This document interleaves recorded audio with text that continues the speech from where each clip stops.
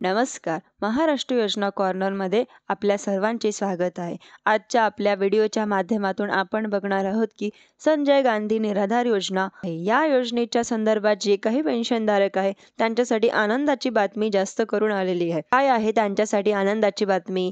तर पेन्शन योजनेच्या अंतर्गत जे काही लोक 1500 रुपये प्रति महिना त्यांना शासनातर्फे 1500 रुपये प्रति महिना आहे पेन्शन देण्यात येते. मात्र त्यामध्ये वाढ करण्यात येणार होती आणि शासनाने असं आश्वासन दिलं होतं की आमची महायुती सरकार आल्यानंतर आम्ही त्यांना 1500च्या ऐवजी 2100 रुपये प्रति महिना असे मानधन हे देऊ, असं त्यांना शासनाने म्हटलं होतं. महायुती सरकारने वचन देखील दिलं होते.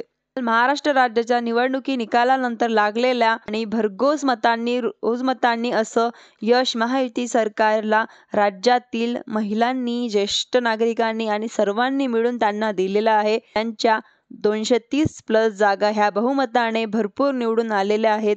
आनंदाची बातमी हे आहे. आणि जे काही ज्येष्ठ नागरिक आहेत त्यांना 2100 रुपये प्रति महिना मिळतो अशी चर्चा देखील चालू झालेली आहे. त्यांना सर्वप्रथम पत्रकारांनी प्रश्न देखील या संदर्भात उभे केलेले आहे. सध्या आता मुख्यमंत्री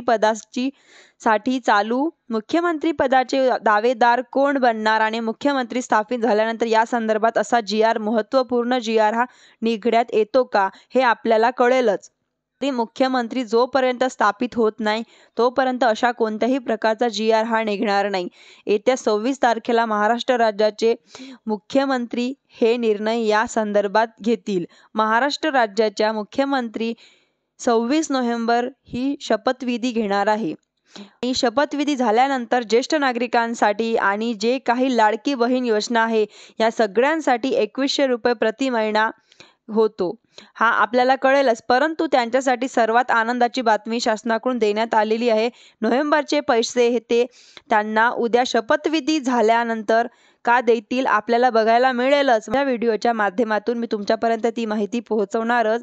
अशाच नवीन योजनांसाठी माझ्या चॅनलला लाईक, सबस्क्राईब, शेअर करायला विसरू नका, जेणेकरून अशीच महत्त्वपूर्ण अपडेट्स मी तुमच्यासाठी आणत राहणार.